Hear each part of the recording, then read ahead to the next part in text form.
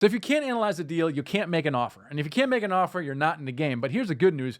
You don't need to be a numbers person to figure all this stuff out. You just need the right tool and the right people around you. So in this video, I'm going to show you why deal analysis is one of the most important and misunderstood skills in apartment investing. Because most people overcomplicate it. They think that they need to be a numbers wizard or have an MBA.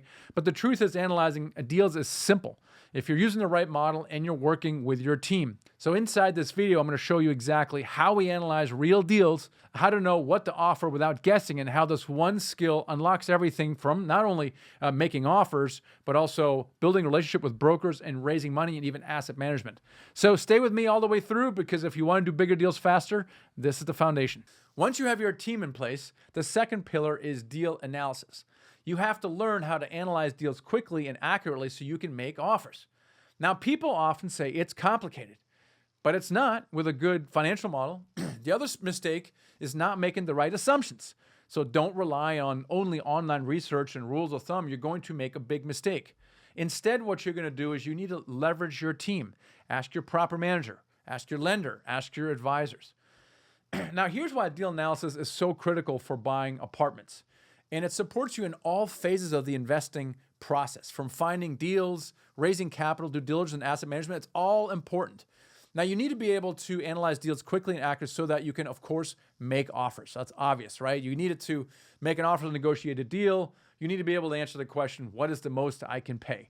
But that's the obvious question. But you also need it to build relationships with brokers faster, right? Because when they send you a deal, the quicker you can get back to them, the better it is. The more trust you can build with them, and the more they'll get to know what you're looking for.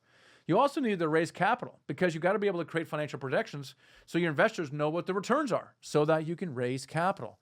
You also need it for due diligence, right? Once it's under contract, you need to go assess the impact of new information during the due diligence process so you know when to walk away from the deal. And then also you need it for asset management, right? It's the actual, once you close in a deal, your property manager is running the building. You got to monitor the performance of the property after closing and compare it to what you projected for your investors, right? Can you see that being able to analyze deals is important to doing your first deal? A lot of people say that it's very, very complicated to do that. And the truth is, it's a lot easier than you think, even for people who don't love numbers, if you're using the right financial model. And there's a number of them out there. One of them is the syndicated deal analyzer, or we love them called the SDA. And maybe you're already using it on this call. If you are, just type in SDA if you're using it. So maybe you're already using the SDA. It's the most widely used syndication analysis tool on the planet, but there are others. The point is, with a good financial model, you can enter a few numbers and create sophisticated financial projections that can help you make quick and accurate buying decisions. The cool thing is, with many things in this business, you can learn how to use one of these financials in no more than 30 days, even if you're not a numbers person. So that's the good news. Another objection is cool financial model, but how do I know what to put in there? How am I going to know what to put in there? And the truth is, you don't need to. That's why you have your team. Imagine for the moment you're working with a property manager. That person can help you with your net rent projections and estimate expenses. Your lender will be able to help you with projections for interest rates, loan proceeds, and things of that nature. So you don't have to make stuff up. You just talk to your team of professionals. Bottom line is this. Analyzing deals is one of the easiest things to learn quickly. And when you're working with your team of professionals, you don't even need to guess or make numbers up, because you're going to rely on the experts. So I'm going to walk you through how easy analyzing deals can be with the right financial model and your team behind you. So let's go through a case study. This is for a deal we did a while ago called Dogwood Trace Apartments. It was a 168-unit building in Memphis, Tennessee. The asking price is $4.9 million. And our task is to analyze this process and answer the question, what is the most we can pay for this property, right? What is the max allowable offer, MAO? Now, for our analysis, we're going to need some data. Now, fortunately, it's not a lot of data, number one, and we don't have to guess at the data because we're going to get it from our team. All we need for analysis is data from our property manager and our lender, and those are the two most important members I've been talking about from a previous training. So what we're going to do here is let's start with the income and expense projections. Now, the source for these is going to be your property manager that you already have your team because you already did it in step one, which is to be deal ready. Now, according to Your manager, he advises that we should have $1,000 per unit in operating reserves. That's $168,000 for 168 units. That's going to be used for things like renovating units when a tenant moves out or unforeseen expenses. It's good to have that at closing, right? So it's always good to have operating reserves. Now, he estimates that you'll need about $500,000 in iterations, which is fairly light because the property was renovated about 5 years previously. He projects rents of about $500 the first year, $525 the second year, and $550 in the third year, and then 2% rent growth. He then gives you a breakdown of the expenses, and the expenses total $554,000, and they're expected to increase by 2% per year. Now, all of this makes the effective gross income $895,000. Okay. Now, you might think that the rents are low, and you may disagree with the rent or expense increase percentage, but the numbers don't matter right now. They're not important. What's important, what I want to focus on is the process, okay? The process. Numbers are always going to be different. The process is going to be very similar. Okay, so those are income and expense projections. All right, so loan projections. Let's move on to the loan projections. Now, your source for these numbers are going to be your lender that's on your team.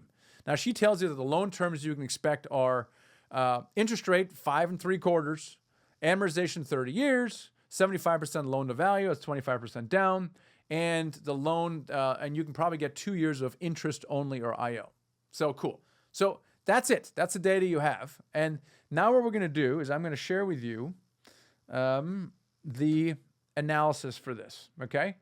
So what we're going to do, this is the SDA. It's our spreadsheet I referenced earlier. You can get it. You can just Google syndicated deal analyzer. It costs $150. I don't want to sell you anything because this is a free training. I just want to let you be aware that it's very affordable to get this kind of financial model. Should not be a hindering. But you can search for other financial models on Google or ChatGPT. Okay, so let's get into it here. Let's see. Let me make this a little bigger for you. Okay, so this is our model, and it has kind of like a red light, green light system, okay? So in the bottom here, you can see the cash-on-cash return. You can see an average annual return and the IRR, right? So what we really want is we want this average annual return for the investors to be above 15%, and we want the cash-on-cash return to be at least 7%. Okay, that's the way this is set up. And the numbers are entered here. So we got a $4.9 million asking price. And here's the loan that we got from a lender, 575, 30, interest only 24 months. We have $500,000 in repairs, $160,000 in operating reserves. Okay, cool. Now, remember the acquisition fee? Well, we're going to put 3% in there and see how it goes. That'll be $150,000 an acquisition fee. Now, let's see. On our P&L, we have rents going up at 2%, expenses going up 2%, and then we're going to have rent starting at $500, $525, $550. Down here, these expenses add up to $553. Okay, they're broken down. Again, you get all these things from your property manager. They're not important, but they add up to $553. So that's it. That's all I got to put in the model. Okay, and now you can see here that my line in the sand is a cash-on-cash return and an average annual return. They're red. So what can I do? Well, you keep decreasing this price, and maybe go to 4.5. That's 45 million. Okay, that might be a little high. What happens if I pay 4.5? What happens here? I'm at 6%. I'm getting there. I'm getting very close. All right. Maybe a little lower. Let's go to 4.4 and see where we are here. 6.3, 16% average annual return. 6% cash on cash is not bad. I mean, I could live with that, all right? But let's say I want to get it green, okay? I want to get it green just so we can show you what I'm talking about. 6.9, just a little bit more here. Okay. Now it's green. Now you can change these criteria, but the point is this. You have now your line in the sand. Now you can play with other things. You can lower your acquisition fee. You can change the split. Remember we talked about the GP-LP split. You can change that here. It's very simple, right? What I'm saying is it's actually very simple to use this tool, and it does some very sophisticated things. It creates you a 10-year profit and loss. It also calculates the returns for the investors and for yourself. It does a lot of very sophisticated things, but it's very easy to use. It's basically like a red light, green light system, right? And so my point is that it is actually much easier to analyze deals with a proper tool and by leaning on your team. So that's pretty cool with the right model. So in your workbook, analyzing deals is fast and easy with the right model, underlined and accurate if you leverage your team, right? And that's the truth about analysis. And if you leverage a good financial model and you have a team behind you, it actually is not difficult at all. In fact, you can teach a virtual assistant to do it, a VA that takes a marketing package and turns it into SCA, very simple to do.